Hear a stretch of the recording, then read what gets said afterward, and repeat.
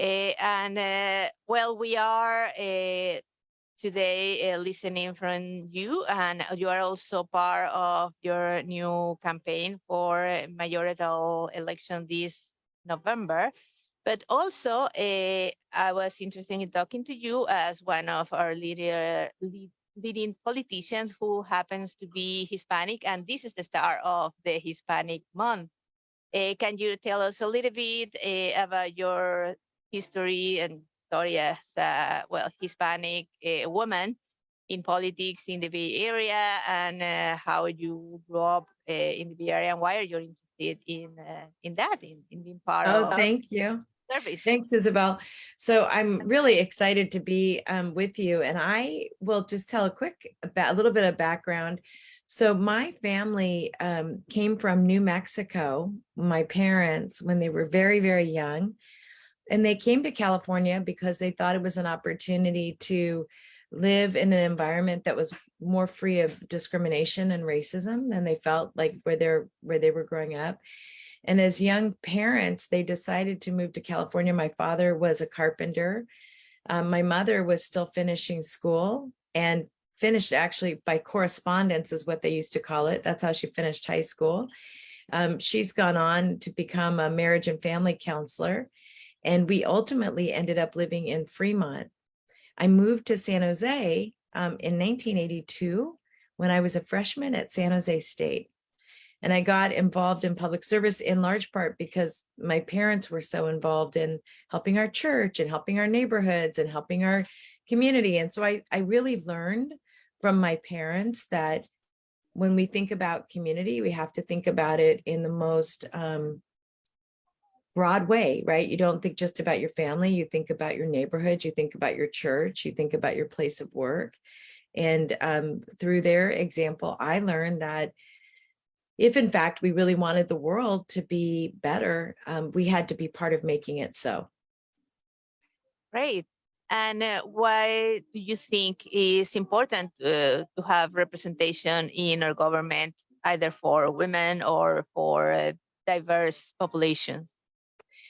You know, government really needs to look like the people it governs. It needs to reflect as much of our individual experiences as possible. And frankly, I think, especially as it relates to everything, well, being a woman as well. And I'll share this. When I served on the city council many years ago, I was the first council member to ever be pregnant and have a baby while I was a council member in San Jose.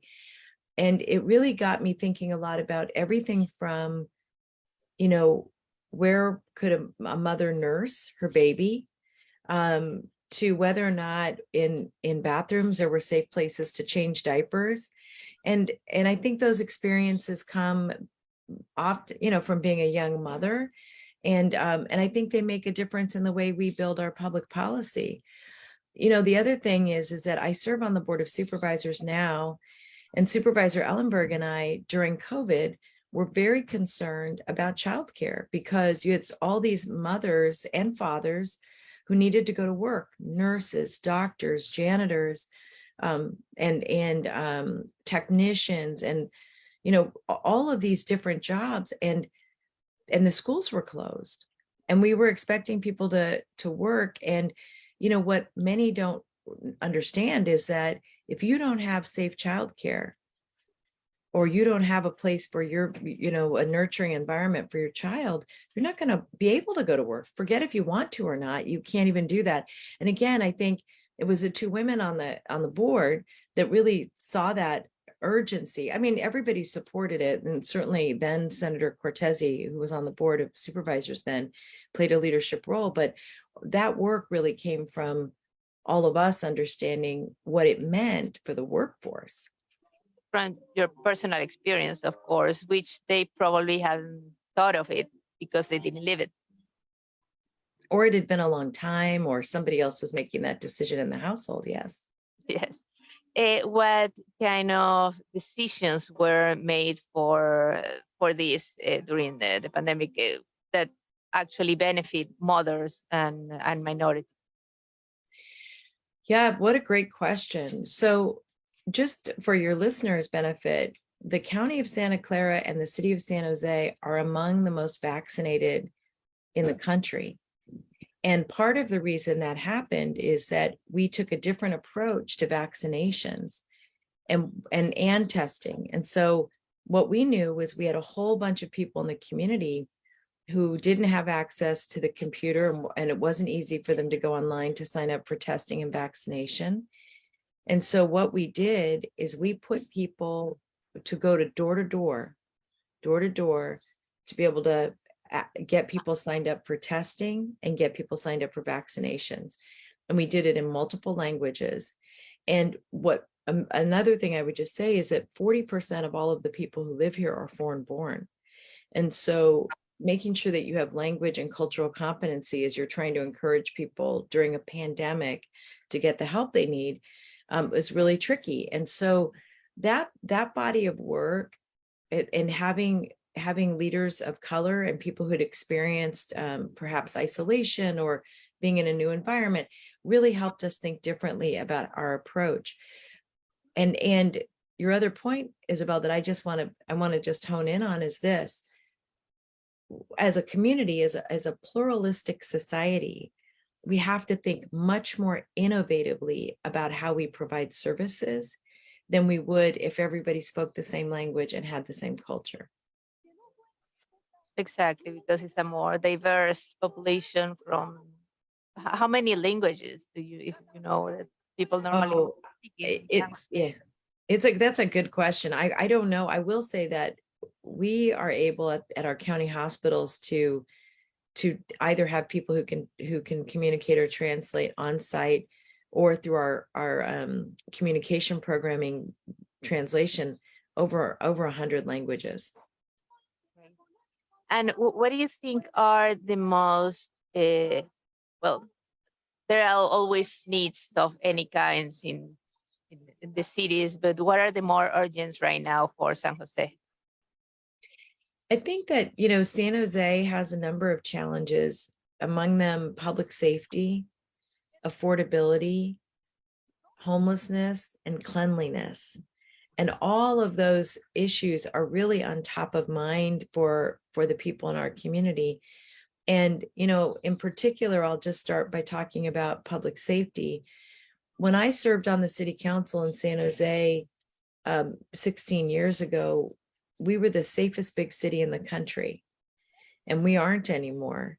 And part of the reason for that is that we have 200 less police officers than when I served on the council. And now for a priority 2 call, and that's if you've been robbed or even assaulted and the perpetrator isn't there anymore. We used to get there in less than 10 minutes.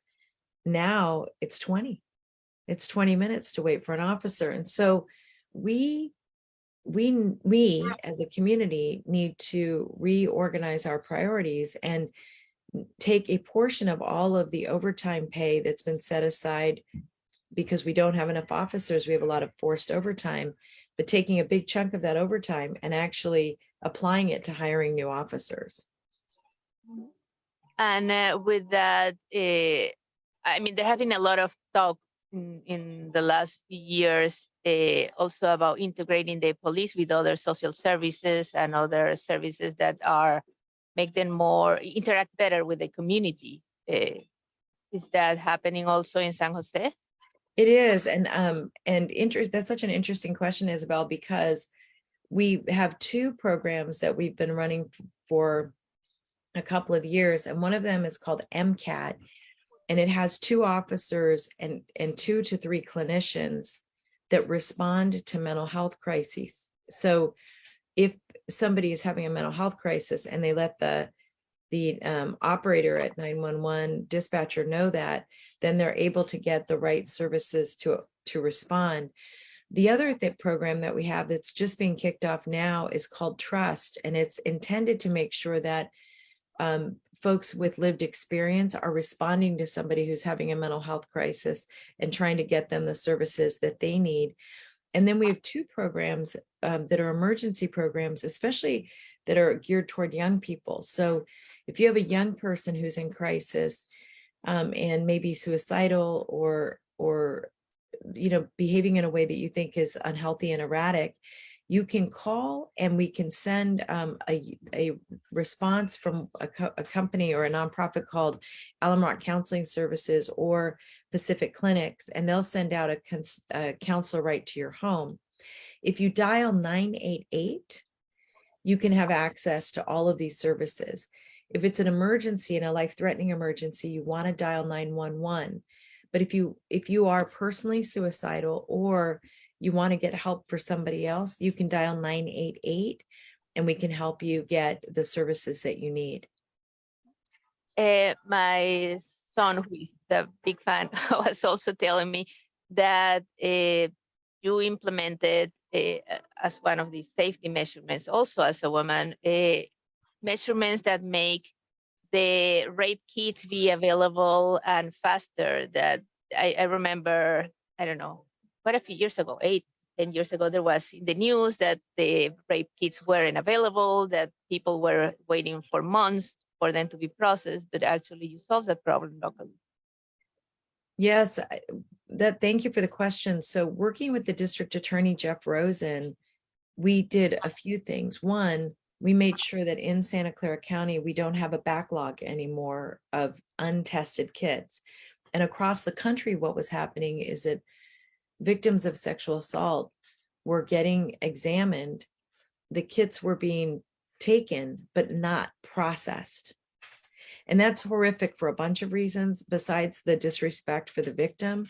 What it also means is that the DNA of the perpetrator wasn't put into a national database. So if I was a victim and the DNA kit went into CODIS here, into the database, but somebody had been a victim in another state, there would be no way to connect those two cases. So President Obama actually gave a bunch of cities the ability to process those kits. But then what happened is people didn't upload them into CODIS and they didn't do the investigation. In our community, we wanted to make sure that we had no backlog and that we had a method for testing and strong investigation. On the method for testing, we test rape kits here faster than anywhere in the country. Anywhere in the country. And we do that because we respect the victim and we want to catch the perpetrator as quickly as possible. We hope this is a national model because what happens here is that for a stranger assault, we test those kits in less than 5 days. For any other kit, they're tested less than 30 days, but most of the time we're at a 15-day mark. So we're working really hard to get that that window as closed as we can. And about the other problem you mentioned, homelessness, which is, if not all around the state, maybe even national, problem that have risen weight out of charge in the last few years. And part of your proposals are a more integrated approach. Can you tell us a little bit about that? I'm sorry, I missed the very beginning of what you said. Oh, yeah, sorry, that you were talking at the beginning that one of the problems that you think are important to tackle are the homelessness, which is also a national problem, but it has been a very step problem in the rise in the last few years in California. Mm-hmm. Mm-hmm. Yes, Isabel, thank you for the question. And one of the reasons is that we have such a high percentage of people who live here who are overly rent burdened. And what that means is that they're spending more than 50% of their income in their household income on rent or mortgages.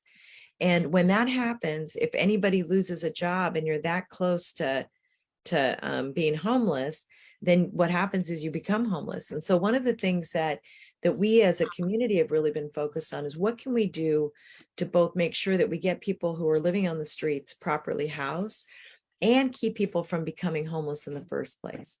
And what we learned during COVID is that we had a lot of families that were just one paycheck away or two paychecks away from becoming homeless. We worked really hard to assist people in paying rents and mortgages and helping them get back on their feet, maybe fixing a car so they could go to a job, paying a bill for student debt. You know, we really worked on this.